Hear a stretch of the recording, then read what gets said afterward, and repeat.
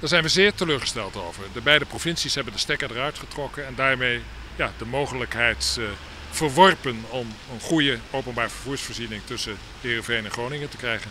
De onlist van het spoor kost het nevens de provincie zo'n 100 miljoen euro. En dat is 100 miljoen meer als er beschikbaar is. Ook zou het spoor net rendabel worden. Elke keer moeten er miljoenen op tallijn worden. Dat moet ten koste gaan van iets oors. Dat is net een keuze die het college van GS van Friesland nemen wil. Dat vinden wij net een goed idee. Ja, en wat je dan ik nog zeggen dat het idee om hem uiteindelijk terugloeken te kunnen van Heerenveen naar Lelystad, dat gewoon net onder orde is. Omdat er geen yield voor is.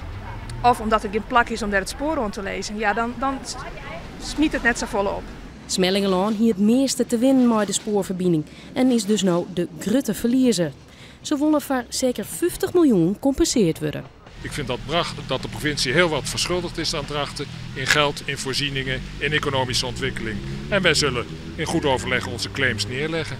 En wat zijn dat voor claims? Ontsluiting, infrastructuur, kenniscentra, onderwijs, er is genoeg te noemen. Nou, Drachten, eerlijk is eerlijk, daar moet nou wel goed naar schoon worden. Want Drachten mist zelfs nou wel een spoor. En ik kan me heel goed vaststellen van Smellingelaan dat een bittere pil is.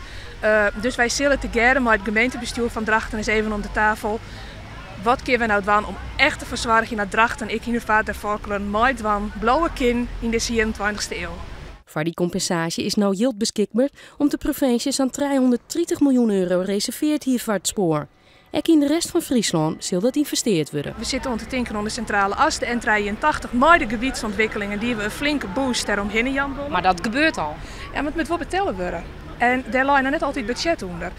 De kans dat de steden het voorstel nog voortstemmen is liets. Maar nevens Polderman is er net alles om om het spoor er te krijgen. De markt zou dat gat overbruggen.